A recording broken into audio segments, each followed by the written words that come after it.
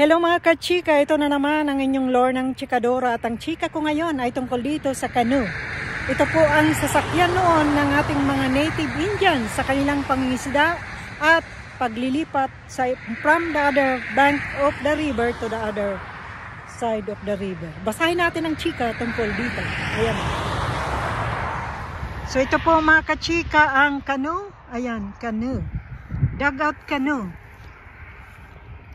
This dugout canoe was hand-hewn from a cottonwood tree, just as the men in the Corps of Discovery would have done during the Lewis and Clark expedition 1804 to 1806.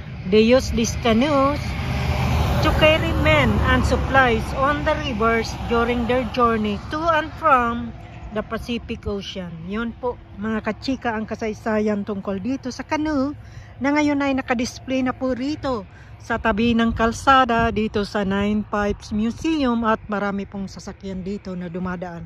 Ito po ay Highway 93. So yan po mga kachika.